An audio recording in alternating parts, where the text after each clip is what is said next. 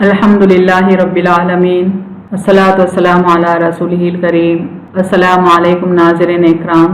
The Islamic law series के तहत हम Islamic law of will cover कर रहे हैं, यानी इस्लामी कानून वसीयत। आज का एपिसोड है conditions for the validity of a testator, यानी वसीयत करने वाले के लिए शराइत। वसीयत करने वाले को चंद शराइत पूरे करना पड़ता है, तभी उसकी वसीयत वैलिड रहती है।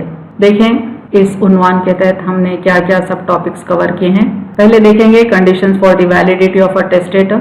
उसके बाद an infant as the testator, क्या छोटा लड़का वसीयत कर सकता है, ये देखेंगे। उसके बाद टेस्टेटर्स ओनरशिप, यानी वसीयत करने वाले की मिल्कियत में वो चीज़ होनी चाहिए जिसकी वो वसीयत कर रहा है। The testator should be at liberty, यानी टेस्टेटर को प्रेशर में नहीं आना चाहिए, या उसको प्रेशराइज करके अगर विल लिखाया जाए तो उसके क्या नताइज होंगे।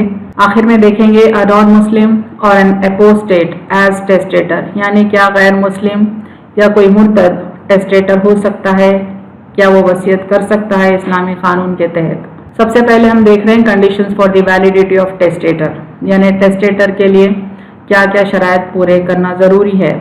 सबसे पहले फ्रीडम, यानी आज़ादी। Freedom is regarded as the primary condition for the testator to make a will.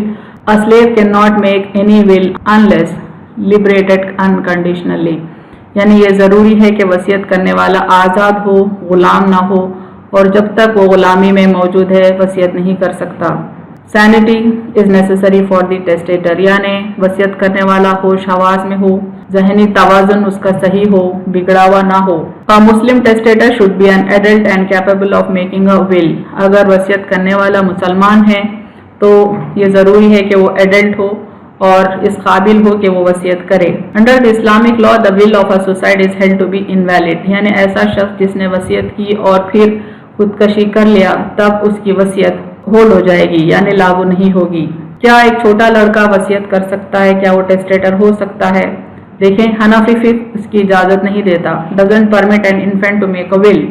Shafi'i fiqh accept the will of an infant if it is reasonable, यानी शाफई फिक्ह में अगर छोटा लड़का वसीयत करता है और वो रीजनेबल है यानी मुनासिब है तब वो विल वैलिड रहेगी। Malik and Hanafi fiqh permits even a 7-year old child to make a will, यानी ये दो फिक्ह में 7 साल लड़के को भी वसीयत करने की इजाजत होती है। The testator's ownership, the testator must own the assets of which he is making a will, यानी जो बंदा वसीयत कर रहा है, जिस चीज की वो वसीयत कर रहा है वो चीज उसकी ओनरशिप में यानी उसकी मिल्कियत में होनी चाहिए। The testator must be able to execute the will legally, और वो इस बात का भी अहल रहे कि कानूनन अपनी वसीयत को एग्जीक्यूट कर पाए यानी लागू कर पाए। The testator should be at liberty, यानी टेस्टेटर को जहनी तौर पर आज़ादी होना चाहिए, यानी वो किसी के प्रेशर में ना रहे। The testator must not be under pressure for making a will. The testator must be in total consciousness while making a will, यानी सबसे पहले तो वो किसी के प्रेशर में ना रहे और दूसरा वो पूरी तरह होश व हवास में रहे। The testator should B able to cancel his will at any time through another will, यानी वो इस काबिल रहे कि कोई दूसरी वसीयत से पिछली वसीयत को कैंसिल कर पाए।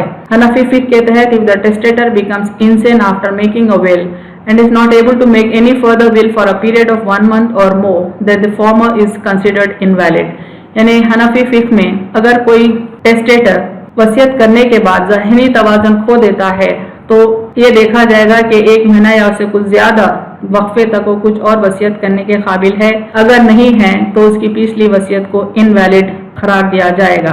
Other fiqh, if the testator becomes insane after making will it is valid, यानी दूसरे फुक़हा कहते हैं कि अगर टेस्टेटर वसीयत करने के बाद ज़हनी तवाज़ुन खो देता है तो विल वैलिड रहेगी। अ नॉन मुस्लिम और एन अपोस्टेट एज टेस्टेटर, यानी क्या गैर मुस्लिम या कोई मुर्तद वसीयत कर सकता है।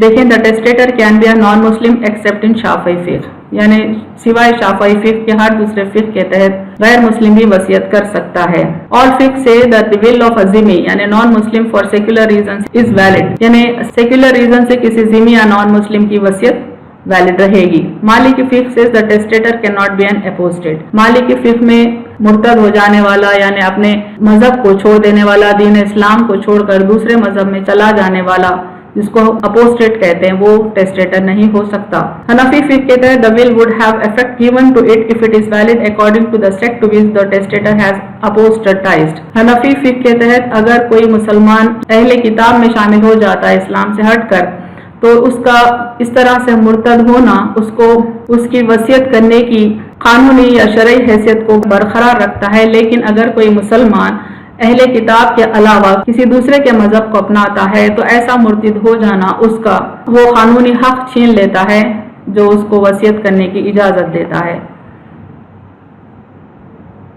وآخر دعوانا ان الحمد للہ رب العالمین۔